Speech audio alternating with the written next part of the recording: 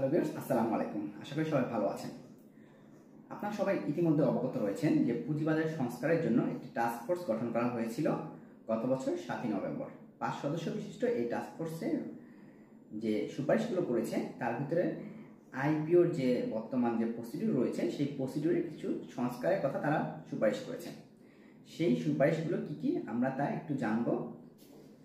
So viewers, আপনারা সবাই অবগত রয়েছেন যে বাংলাদেশের পুঁজিবাজারে আইপিওর যে প্রসেস ছিল এতদিন, সেই প্রসেসটি ছিল যে কোনো একজন সাধারণ বিনিয়োগকারীকে মার্কেটে 50,000 টাকা ইনভেস্ট থাকতে হবে এবং যদি সে এনআরবি হয় তাহলে তার 1 লক্ষ টাকা বিনিয়োগ থাকতে হবে এবং তারই প্রেক্ষিতে সে যে কোম্পানিটির আইপিও আসবে সেই কোম্পানির আইপিওটা আবেদন করতে পারবে।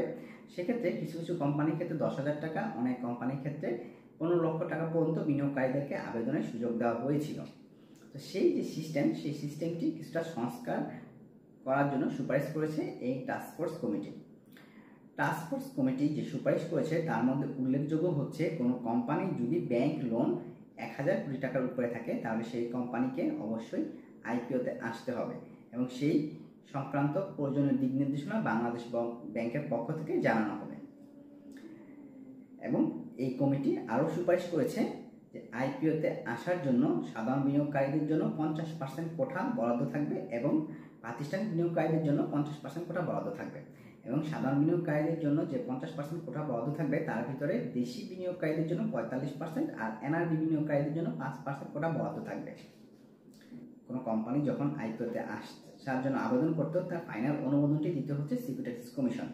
সেই কমিশনের উপরে যে এই দায়িত্বটি এখন দেওয়া হচ্ছে দুইটি স্টক এক্সচেঞ্জের উপরে।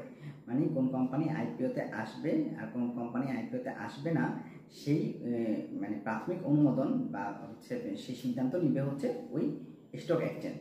এবং স্টক এক্সচেঞ্জ যদি কোনো কোম্পানিকে আইপিওতে আসার জন্য আবেদনটি বাতিল করে দেয় সেক্ষেত্রে সিকিউরিটিজ কমিশন সেই কোম্পানিকে আইপিওতে আনার অনুমোদন দিতে পারবে না। এবং যদি কোনো কোম্পানিকে স্টক এক্সচেঞ্জগুলো আইপিওতে আসার জন্য অনুমোদন না দেয় তাহলে বা তাদের আবেদনটি বাতিল করে দেয় সেক্ষেত্রে ওই কোম্পানি আবার রিভিউ করার জন্য সুযোগ পাবে। যদি ফিক্সড প্রাইসের ভিত্তিতে যেসব কোম্পানিগুলো বাজারে আসে সেসব কোম্পানির ক্ষেত্রে 30 কোটি টাকা মূলধনের নিচের কোম্পানি কোনোভাবে মার্কেটে লিস্টেড হতে পারবে না এবং বুক বিলিং পদ্ধতিতে আইপিওতে আসার ক্ষেত্রে কোনো কোম্পানির মূলধন যদি 50 কোটি টাকা কম হয় তাহলে সেই কোম্পানি পুঁজিবাজারে লিস্টেড হতে পারবে না।